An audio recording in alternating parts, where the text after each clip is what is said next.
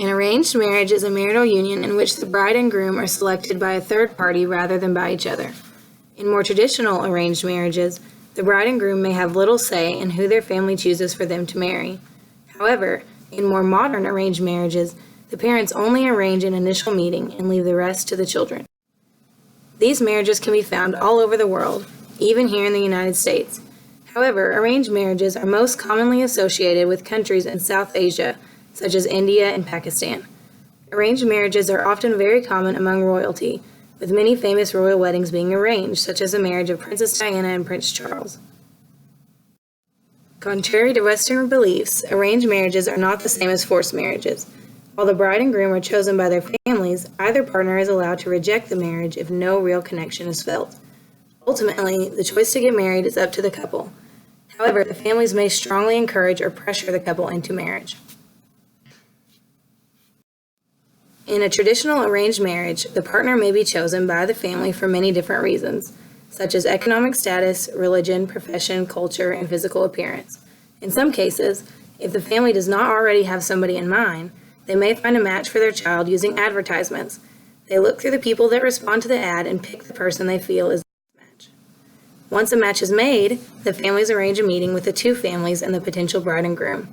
These meetings are usually very formal. Both families sit down together while the man and woman get to know each other. This is a critical part of the process because it is where the two people decide whether they are willing to further their relationship or not. In a more modern arranged marriage, the parent involvement would decrease a lot at this point. After the families introduce the man and woman, they leave it almost entirely up to the couple from then on. In a more traditional marriage, however, the family stays involved throughout the entire process. This is most common in countries outside of the U.S. After the initial meeting, most couples are then allowed to decide whether they want to continue with the process or not. In this way, it differs from a forced marriage. If they do, arranged marriages usually allow the two people to schedule a time to meet or to talk on the phone. In most arranged marriages, the couple is only allowed to see each other when the whole families are present. They might only see each other in person a few times before the wedding ceremony. Due to this, sex before marriage in arranged marriages is very uncommon and frowned upon by the families.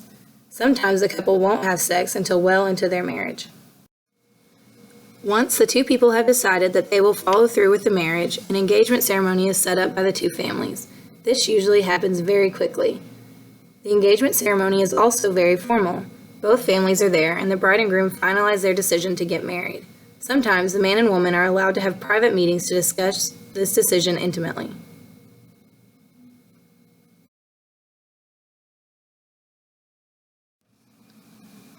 In some countries, the bride and groom are of a very young age, sometimes as young as 15. However, in modern-day cultures, the two get married around the age of 20 years old. Their engagement period is traditionally very short. The couple is usually pressured by the family to rush things along and quickly get married. The ceremonies are usually large, expensive, formal ceremonies with many people in attendance. These weddings can vary widely based on which culture the couple comes from. After the marriage, the bride is usually bid farewell and good luck from her family as she becomes part of the groom's family.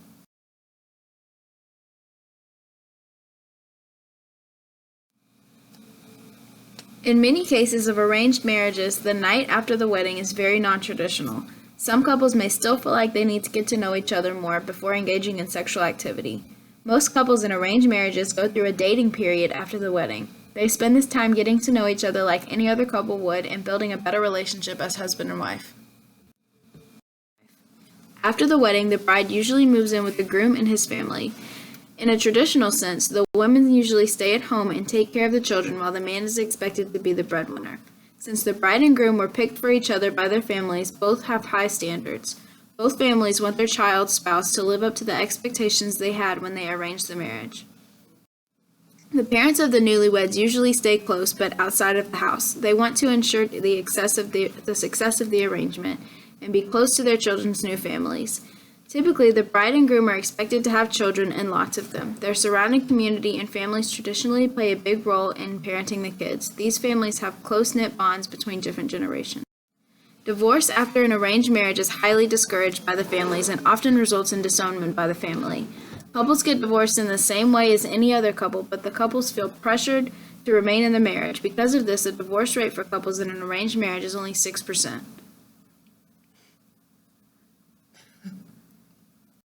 Infidelity in arranged marriages is almost tolerated because divorce is not considered an option. The spouse does not want to leave in fear of reprimand from the family. Remarriage is almost unheard of in an arranged marriage, except in the case of a spouse who's died. This is largely due to the fact that there is such a low divorce rate. Surprisingly, most arranged marriages work out very well. Usually, both people end up satisfied with the connection between the bride and the groom. This is often due to the fact that their parents picked the spouse they knew would be compatible with their child. They want their child to live a happy, successful life, so they match them up with someone they feel can make their daughter or son happy. However, some arranged marriages don't end up in happiness for the couple. Many times the two are matched solely based on family status with no regard for the children's happiness. Many examples of bad arranged marriages can be found in Disney movies. One example is in the movie Aladdin. Princess Jasmine is pressured to marry someone other than the person she truly loves solely based on her royal status.